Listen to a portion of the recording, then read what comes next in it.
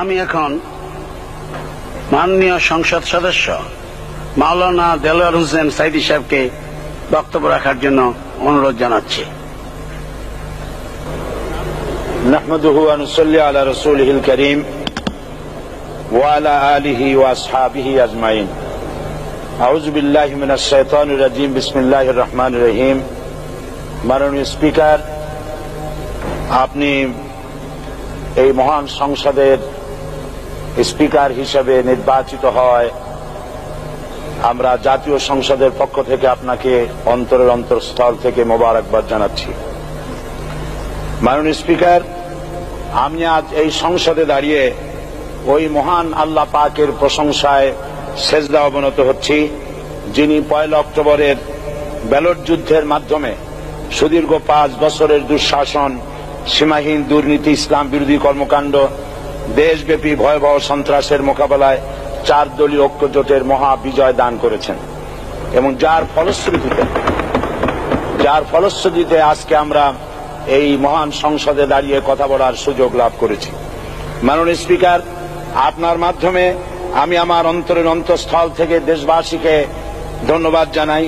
বিশেষ করে আমার নির্বাচনী এলাকা পিরোজপুর, নাজিরপুর, ইন্দুরকানীবাসী ভাই বোনদের প্রতি কৃতজ্ঞতা জানাই, যাদের অক্লান্ত পরিশ্রমে এবং মূল্যবান ভোটের মাধ্যমে আমি নির্বাচিত হয়ে মহান সংসদের সদস্য হওয়ার সুযোগ লাভ করেছি।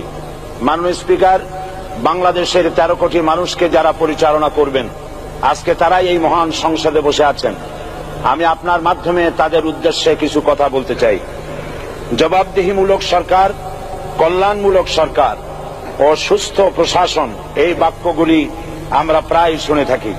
এই বাক্যগুলির অর্থ সরকার স্বৈরাচার নয়, বরং জনগণের কল্যাণে জনগণ নিকট দায়বদ্ধ সরকার, যা আব্রাহাম লিঙ্কনের ভাষায় by the people, for the people, of the people. বর্তমান পৃথিবীতে মূলত গণতান্ত্রিক দেশে এখন সরকারকে বিবেচনা করা হয়। এরূপ সরকারের জনগণের সার্বভৌম ক্ষমতার উৎস হিসেবে বিবেচনা করা হয়, অর্থাৎ সংখ্যাগরিষ্ঠ প্রতিনিধিদের প্রণীত আইনই হল আইন এবং নির্বাচিত হবার পর সরকার হয়ে পড়েন সমগ্র জনগণের, আর বিরোধী দল হয় ছায়া সরকার।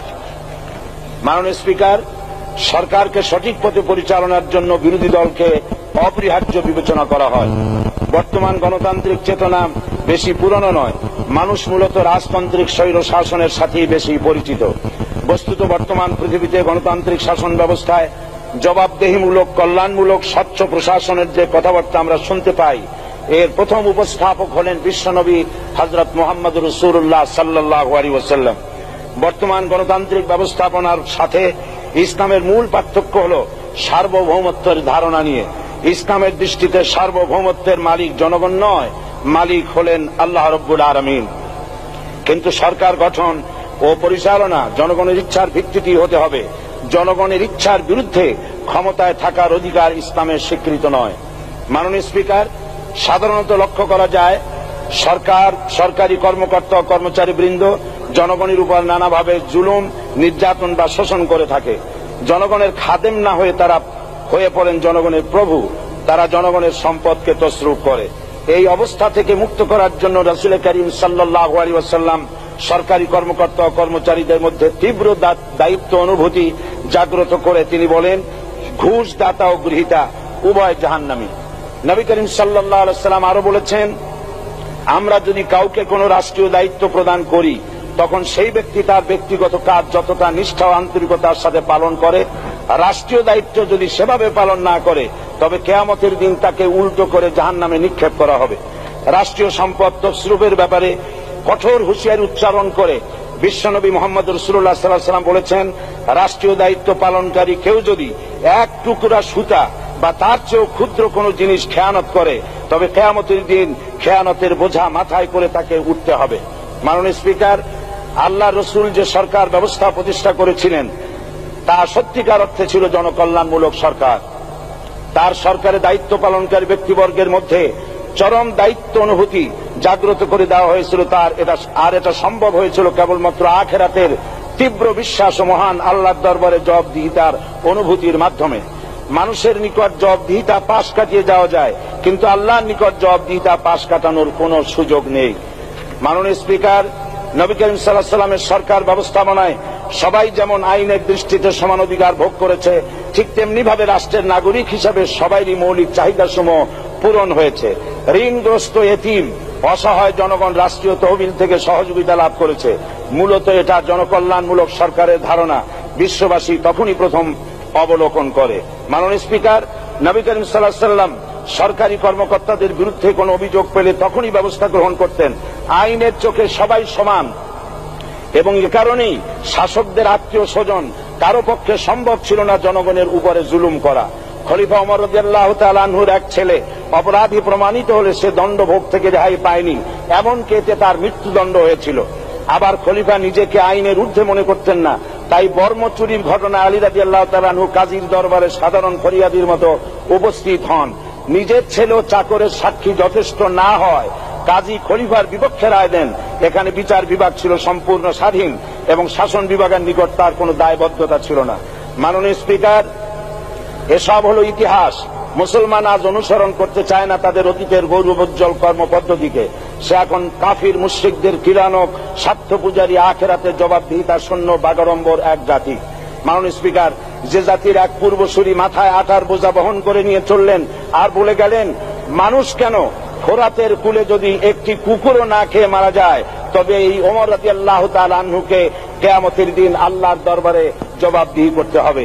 আর আজ সেই জাতির দায়িত্বশীলরা জনগণকে অভুক্ত রেখে তাদের মুখের গ্রাসে ভাগ বসায়। জনগণ তাদের নিকট উপস্থিত হলে মনে হয় যেন গোলাম প্রভুর দরবারে উপস্থিত হয়েছে, আর অহেতুক উৎকোচ দাবি করে তাদের উপর জুলুম করছে। আর আল্লাহ পাক জালিমকে কখনোই পছন্দ করেন না। মাননীয় স্পিকার, আমি দৃঢ়ভাবে আশা করি এই অবস্থা কাটিয়ে উঠিয়ে আমরা রাসূল করিম সাল্লাল্লাহু আলাইহি ওয়াসাল্লাম কর্তৃক প্রদর্শিত রাষ্ট্র ব্যবস্থার অনুসরণ করে একটি সুখী সমৃদ্ধশালী আধুনিক ইসলামী রাষ্ট্র পরিণত করে বাংলার প্রিয় জন্মভূমি বাংলাদেশকে আজ গোটা বিশ্বব্যাপী শোষণ, নির্যাতনা, হানাহানি, অশান্তির মধ্যে, তাই আজ পৃথিবীর অধীর আগ্রহে অপেক্ষা করছে ইসলামের আলোকে এমন এক রাষ্ট্র ব্যবস্থার যেখানে দায়িত্বশীলরা আল্লাহ তাআলার কাছে জবাবদিহিতার পাশাপাশি জনগণ নিকটও জবাবদিহি করতে বাধ্য হবে। মাননীয় স্পিকার, অনেক ত্যাগ ও তিতিক্ষার রক্তের বিনিময়ে গড়ে উঠেছে আমাদের গণতান্ত্রিক প্রতিষ্ঠান এই জাতীয় সংসদ। এই সংসদের সম্মান রক্ষা করার দায়িত্ব আমাদের সবার। গণতান্ত্রিক চর্চা, গণতন্ত্র প্রতিষ্ঠার স্বার্থে আমি আজ প্রধান বিরোধী দল আওয়ামী লীগকে সকল হিংসা, বিদ্বেষ ও পরাজয়ের গ্লানি ভুলে গিয়ে সংসদে যোগদানের উদাত্ত আহ্বান জানাচ্ছি। পরিশেষে আমি আপনার মতো সর্বজন শ্রদ্ধ একজন মার্জিত ও সুশিক্ষিত ব্যক্তিকে এই মহান সংসদের স্পিকার হিসাবে লাভ করে আমরা আনন্দিত হয়েছি। আমাদের সংবিধানের সংরক্ষণ, সমর্থন ও নিরাপত্তা বিধান এবং আপনার অভিভাবক সুলভ নিরপেক্ষ আচরণ ও সংসদকে ধন্য করবে বলে আমরা বিশ্বাস করি। আপনাকে ধন্যবাদ। আসসালামু আলাইকুম ওয়া রাহমাতুল্লাহ।